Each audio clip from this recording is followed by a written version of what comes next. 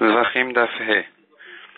La Gemara ramène la Kushia de Resh Lakish qui demande à propos des korbanot qui sont un projet chez l'Olishman. On a vu dans la Mishnah qu'ils sont ksherim, mais le propriétaire n'est pas quitte de son korban. Resh Lakish s'étonne, si le korban est kasher, pourquoi le propriétaire n'est pas quitte? Et si le propriétaire n'est pas quitte, pourquoi est-ce que le korban est kasher? Rabbi Elazar lui a répondu, pourquoi tu t'étonnes? Pourtant, nous voyons bien qu'il y a des korbanot qu'on amène après la mort du propriétaire. Et donc, évidemment que ces korbanot-là, ils sont kshérim, malgré qu'ils ne pardonnent pas la personne. Resh Lakish lui a répondu qu'il s'étonne non pas sur un korban qui peut être amené après la mort du propriétaire, comme un korban ola ou shlamim, qui est amené en nedava, en vœu, mais un korban qui vient pardonner, comme le korban hacham. Ce korban-là, puisqu'il ne vient pas après la mort du propriétaire, il ne devrait pas non plus être amené du tout à un moment où il ne pardonne pas, il n'exauce pas la personne. Donc Resh Lakish reste en question, il s'étonne, et Resh Lakish lui-même est venu répondre en disant qu'on a une dracha spéciale, comme on l'a vu dans le dapim précédent. La Torah dit, tu dois accomplir ce que tu as promis. La Torah appelle cette promesse-là Kasher Nadarta Nedava. Donc ta promesse, qui est un Neder, est une Nedava. Comment appeler le Neder une Nedava? Pourtant, ce sont deux choses différentes. De là, on apprend qu'il est quitte de son Neder. Non, au contraire, pardon. Et c'est une Nedava. Ce Neder-là, qui est un vœu qu'il est pris sur lui d'amener comme korban, il n'est pas quitte de son vœu-là, mais ce korban-là, il devient une Nedava. C'est ce korban-là est caché en tant que Nedava, c'est-à-dire, c'est quelqu'un qui dit, j'amènerai cette bête précise-là en tant que korban. Donc la bête est kshera, mais la personne est encore chayav d'accomplir son vœu. Donc de là, on voit que malgré que le korban n'exauce pas la personne, il est quand même kasher.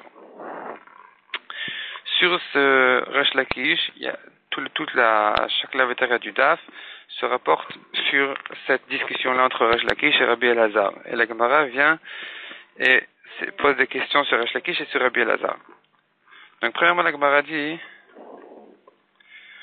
on devrait dire de la dracha de Resh Lakish sur le pasuk Nadar Tanedava, on devrait dire que seul un korban qui vient en vœu, un korban de Nadar et Dava, c'est sur eux que la Torah dit qu'ils sont kshérim malgré qu'ils n'exaucent pas la personne.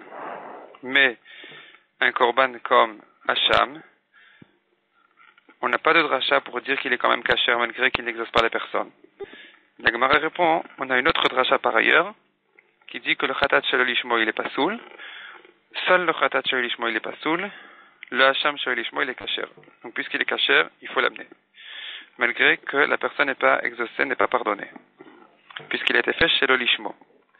La Gemara dit, pourquoi dire que la personne n'est pas pardonnée? On n'a qu'à dire au contraire. Puisque la Torah a fait un miout, a dit que seul le korban khatat est pas soul chez l'olishmo, mais le Hacham est kasher, alors on n'a qu'à dire que puisque le Hacham il est kasher, eh bien la personne est pardonnée même chez l'olishmo. Répond la Gemara, non, il n'est pas pardonné. On apprend ça du korban ola, du korban shlamim, du korban toda. Les trois, eh bien, s'ils sont faits chez l'ishmo, la personne n'est pas quitte de son korban, malgré que le korban est kasher. De même, le hacham, la personne n'est pas quitte de son korban, malgré que le korban est kasher. Et la Gemara en Maskana repousse cette preuve de Ola et Shlamim et Toda, chacun séparément est insuffisant, des trois aussi, on ne peut pas apprendre pour Hacham, on pourrait dire que seuls eux ne sont pas, la personne n'est pas quitte de son korban, mais puisqu'ils ont une autre khumra par ailleurs, mais le korban Hacham, peut-être que la personne serait quitte de son korban. Finalement, la Gemara dit, on peut quand même apprendre d'un Ekesh, donc c'est pas une svara que ça, de faire ressembler les choses, les korbanot, mais c'est un Ekesh, c'est une dracha spéciale, où on voit que le Hacham est un Ekesh avec le korban shlamim, et donc de même que le shlamim est kasher malgré que la personne n'est pas quitte de son korban, le hacham aussi, il n'est pas quitte malgré que le korban est kasher. Donc de même que le shlamim il n'est pas quitte malgré que le korban est kasher, de la même manière le hacham. Ensuite la Gemara revient à ce que Rabbi Elazar a dit à Resh Lakish, qui lui a dit, tu vois bien que des korbanot viennent après la mort du propriétaire, et donc ils sont kshérim malgré que la personne n'est pas pardonnée, n'est pas quitte de son korban. C'est ce que Rabbi Elazar avait répondu à Resh Lakish. Alors la Gemara s'arrête là-dessus et s'étonne. On n'a qu'à dire que le Korban Hacham, on a trouvé à propos du Korban Hacham une manière d'amener le Korban Hacham même après la mort du propriétaire. Il y a un cas spécial où on peut amener le Korban Hacham même après la mort de son propriétaire. Donc, on devrait dire de là que, c'est-à-dire Resh Lakish aurait pu répondre à... Pardon, c'est Rabbi Elazar qui aurait dû dire à Resh Lakish, ne me repousse pas en disant que seul Korban Ola qui est kasher après la mort du propriétaire est kasher, chez l'Olishmo, tandis que le Korban Hacham qu'on n'amène pas après la mort du propriétaire devrait être pasoul chez l'Olishmo. Il dit la Gemara, Rabbi Elazar aurait dû lui dire qu'il y a un certain cas, on peut amener le Korban d'une certaine manière, même après la mort du propriétaire. Et donc, on devrait s'appuyer sur ça pour dire que de la même manière, un Korban Hacham chez l'Olishmo est kasher malgré que la personne n'est pas pardonnée. De la même manière qu'après la mort, dans ce certain cas-là, eh bien la personne n'est pas exaucée, pourtant le Korban est kasher. La Gemara dit, c'est vrai que dans Khatat aussi on trouve ce cas-là, qui dirait qu'on peut amener le Khatat même après la mort de la personne. Et pourtant le Khatat est pas soul. Pourquoi dire donc que le Hacham est kasher? La Gemara repousse en disant, le Khatat, il y a une dracha spéciale, qui dit que seul le Khatat est pas soul chez le Lishmo. Dans Hacham, on n'a pas trouvé cette dracha-là, donc on devrait dire effectivement que le Hacham est kasher. Rabbi Elazar aurait dû répondre à Resh Lakish, ne t'étonne pas, on a trouvé le Hacham qui vient après la mort de la personne, et donc de la même manière que là-bas il est kasher malgré que la personne n'est pas quitte, n'a pas fait sa mitzvah, de la même manière ici, le Hacham est kasher, il faut l'amener malgré que la personne n'est pas quitte de son korban. Ensuite, la Gemara, elle s'attarde un peu sur ce qu'on a vu, qu'il y a une dracha sur Khatat, donc c'est la suite, que la Gemara dit que le Khatat, il y a une dracha qui vient dire que Khatat, c'est que si elle est faite l'ishma qu'elle est kshira, sinon elle est psoula, alors que dans Hacham, on n'a pas vu cette dracha. La Gemara s'étonne, dans Hacham aussi, il y a ce pasuk là qui dit Hacham hu. On devrait aussi dire donc que le Hacham, s'il n'a pas été fait l'ishmo, il devrait être pasoul. La Gemara repousse en disant, de toute façon, c'est impossible d'expliquer comme ça ce pasuk. De toute façon, ce pasuk là, il ne parle pas des avodot qui sont faites avec le sang du korban, mais avec les graisses du korban qu'il faut amener sur le misbéach.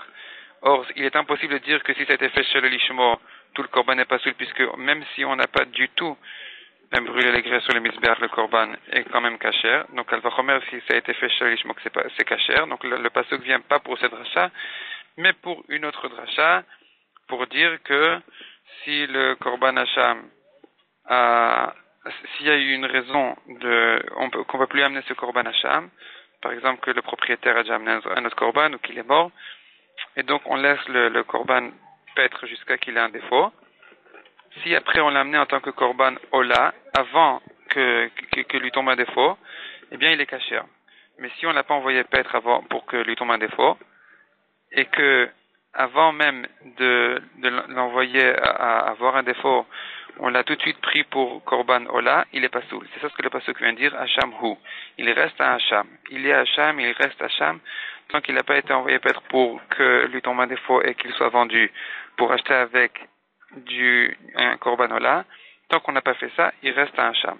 Donc le mot hacham ne vient pas pour une rachat de dire que seul s'il était fait l'Echem Hacham il est kasher, mais chez le l'Echem Hacham il est pas soul, mais ça vient pour cette autre dracha qui dit qu'il reste Hacham jusqu'à qu'on l'a envoyé paître. Finalement, donc dernière question que dit la Gemara, pourquoi Resh Lakish a compris que un korban ola qui vient après la mort de la personne le korban est kasher malgré que la personne n'est pas exaucée, n'est pas pardonnée avec ce korban-là. Qui dit que ce korban ola là ne sert pas à pardonner la personne même après sa mort, et on aurait dû dire que c'est les yorshim, les héritiers, qui sont exaucés avec ce korban-là.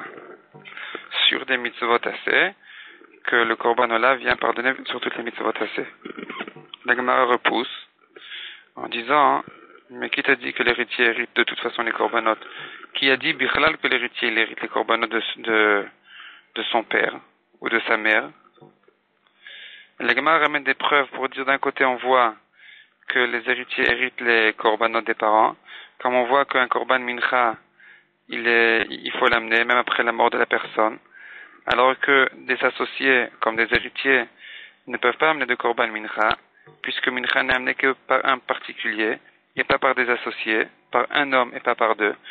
Donc on voit de là que les héritiers n'ont pas acquis le korban. S'ils avaient acquis, ils auraient été associés. S'ils étaient associés, on n'aurait pas amené de mincha. Donc on voit d'une part que les héritiers n'héritent pas les korbanot. Par ailleurs, on voit que les héritiers héritent les korbanot, puisque la Lacha dit qu'un héritier, il peut faire tmoura, donc il peut dire sur un autre korban, sur une autre bête, celle-ci comme celle-là. C'est-à-dire, il y a deux bêtes devant lui, une de korban et une autre choulin. Et il dit sur l'autre choulin, il dit celle-ci, celle de choulin, elle est korban comme celle-là. Ça s'appelle tmoura. Et la Lacha dit que s'il n'y a qu'un héritier, il peut faire tmoura. S'il y a deux héritiers, ils ne peuvent pas faire tmoura. Donc on voit de là qu'un héritier hérite un peu, mais pas complètement. Puisque d'un côté, il hérite un peu, et donc ce qui fait qu'il peut faire tmoura, mais pas totalement, et c'est pour ça que deux héritiers peuvent amener le korban mincha de leur père. S'ils avaient acquis totalement le korban mincha, ils n'auraient pas pu amener le korban mincha, puisqu'ils sont associés, et des associés n'amènent pas de korban mincha. Donc la Gemara reste en maskana en disant, la Gemara résout ce problème en disant qu'effectivement, l'héritier acquis un peu, il a une petite kapara, une kapara légère, en héritant le korban de son père, mais pas une kapara complète. Et donc tout ça c'est pour dire que quoi? Que ce qu'on a vu au début du daf, que le korban là qui vient après la mort, il est kasher, mais la personne malgré que la personne ne va pas être pardonnée, ne va pas être exaucée puisqu'elle est déjà morte. Et la Gemara vient dire que non, on pourrait dire que les héritiers ont une kapara légère, et donc ça vient en fait repousser ce qu'on a vu au début du daf, ce qu'on a considéré au début du daf, que après la mort de la personne, le korban est kasher malgré qu'il n'exauce rien du tout. Ici on voit que il peut lui pardonner un petit peu même après la mort.